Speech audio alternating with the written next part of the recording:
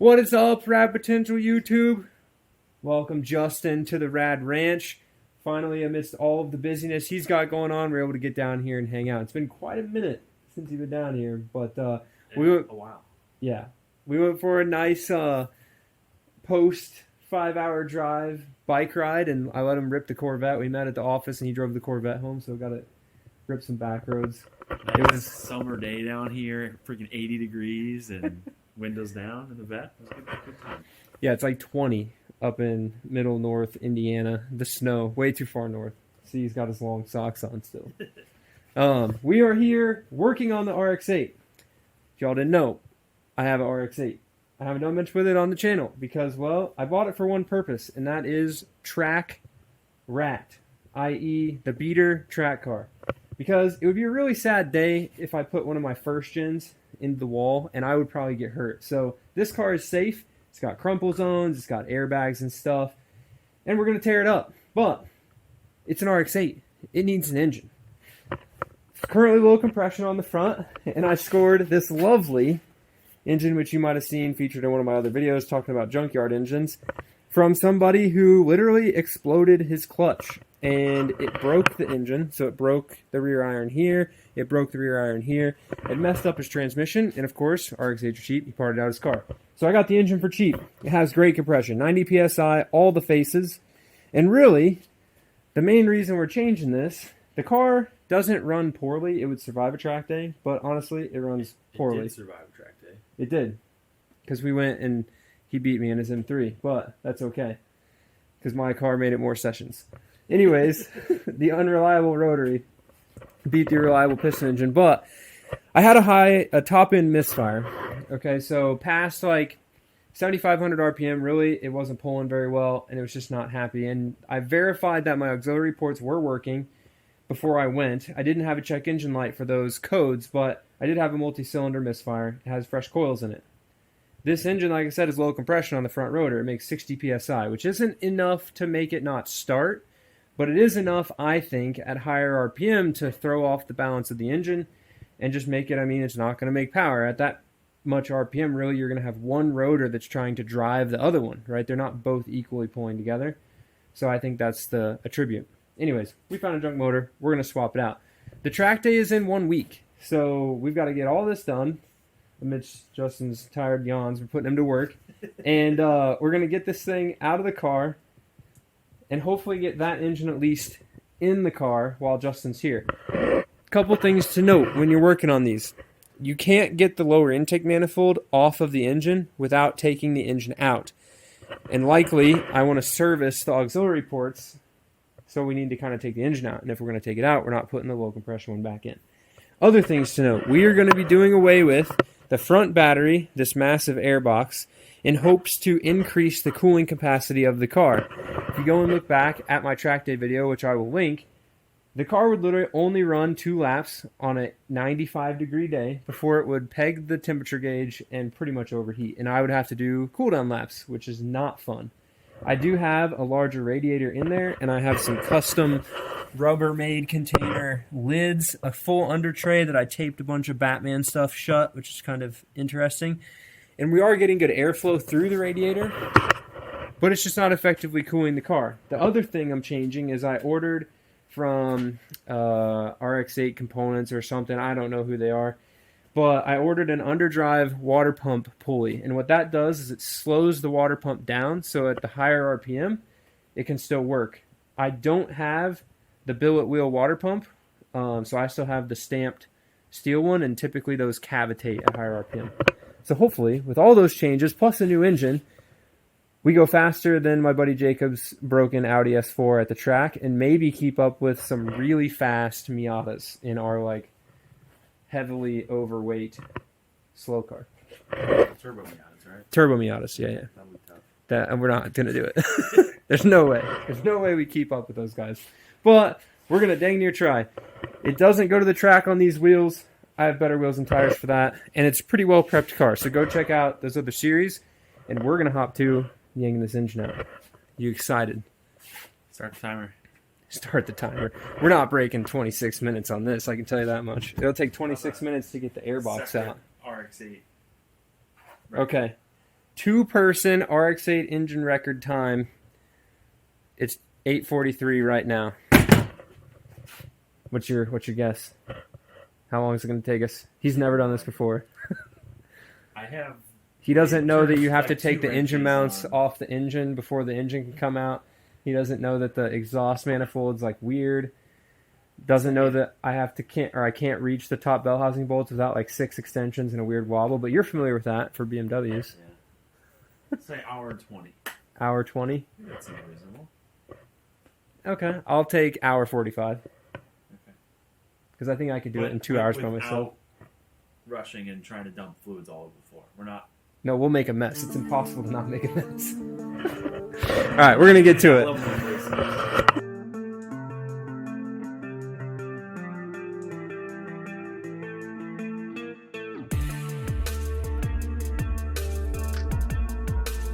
Alright guys, we're under the car. Gonna take these oil cooler lines off. Quick tip.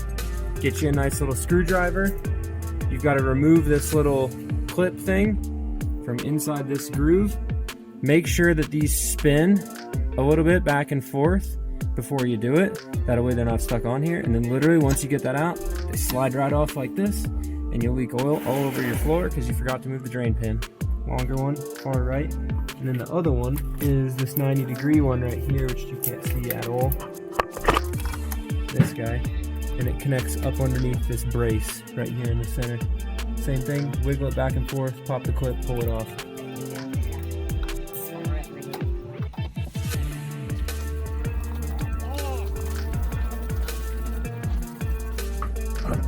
There we go. That's a good sound.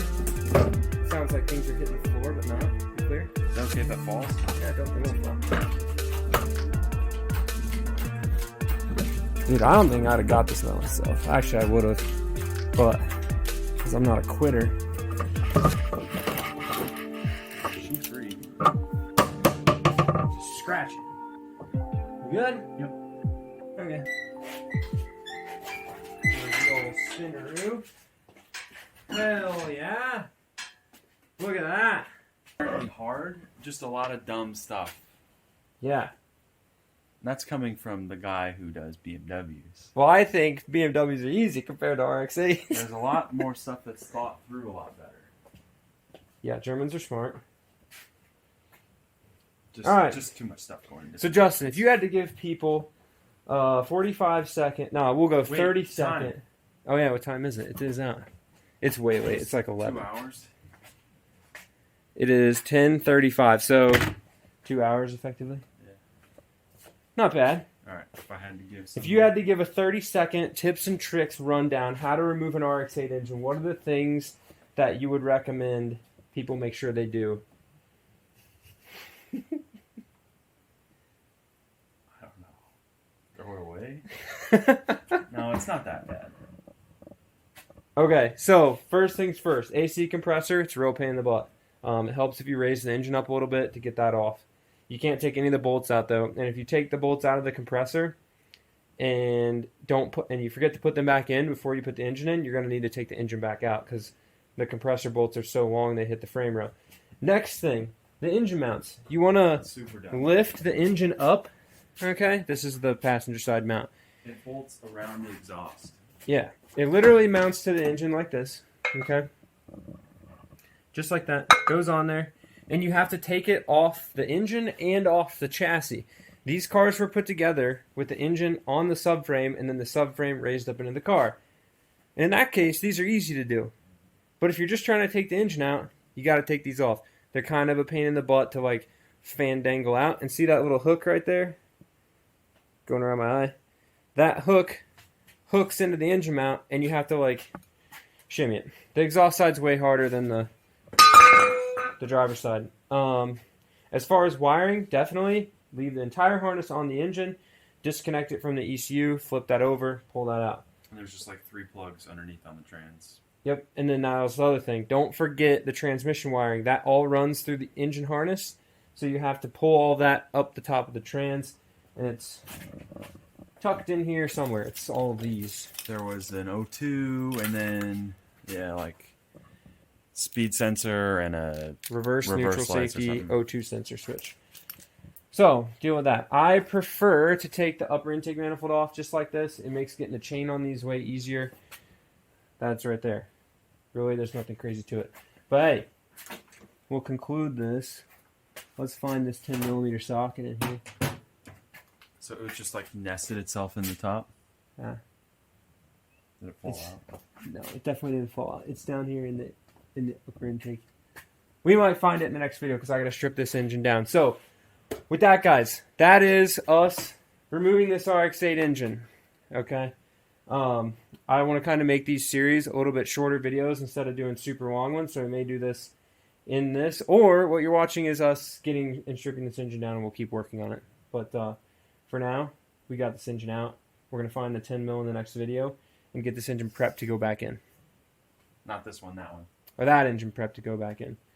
So we're going to undress this, pull all of the intake manifold off, pull the air pump recirculation thingy off, which I'm going to have to put back on because I don't have a block-off plate for that. I guess I can make one real quick. I can just cap it for now. And we got to service the auxiliary ports, which will be another video. Go check that one out.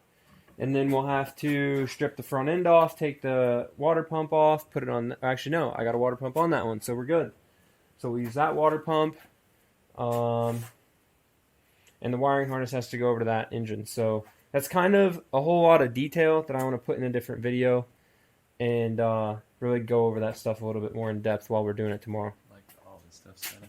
Does this have like a crank sensor on it already? Or No, is this we'll have to take this crank sensor and put on that one. What's this We'll stuff? take this front pulley and put on that one. That is an oil metering pump, which we'll have to put on that one. Lots of stuff. This thing, oil metering pump.